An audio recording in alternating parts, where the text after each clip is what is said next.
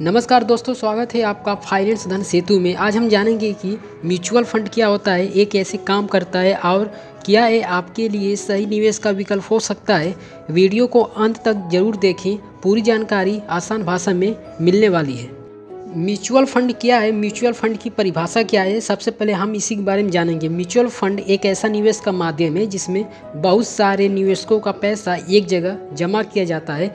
जमा किए गए पैसों को एक professional fund manager share, bond और अन्य सिक्योरिटीज में निवेश करता है।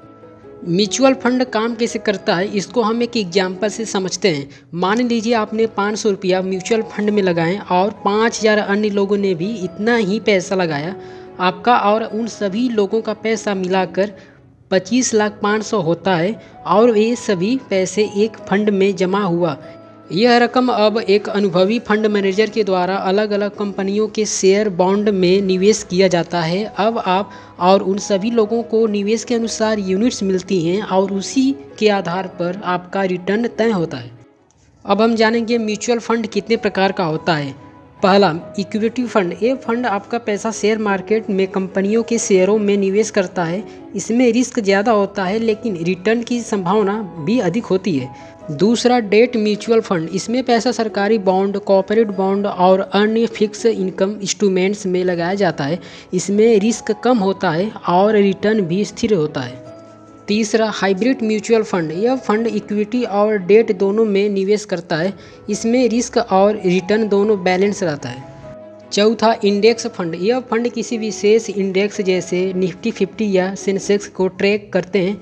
यह पैसिव इन्वेस्टमेंट होता है जिसमें फंड मैनेजर एक्टिव निर्णय नहीं लेते हैं। पांचवा, सेक्टोरल या थीमेटिक फंड। यह किसी विशेष सेक्टर जैसे आईटी, फार्मा, बैंकिंग या थीम जैसे ESG, डिजिटल इंडिया में निवेश करते हैं। इसमें रिस्क अधिक होता है क्योंकि यह डाइवर्सिफाइड नहीं होता।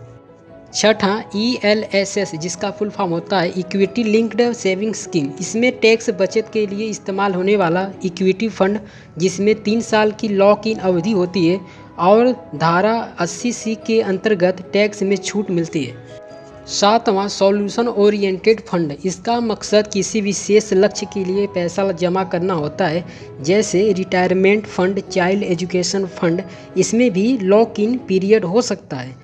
आठवां, फंड ऑफ फंड। ये ऐसे फंड होते हैं जो अन्य म्यूचुअल फंड में निवेश करते हैं, न कि सीधे स्टॉक्स या बॉन्ड में।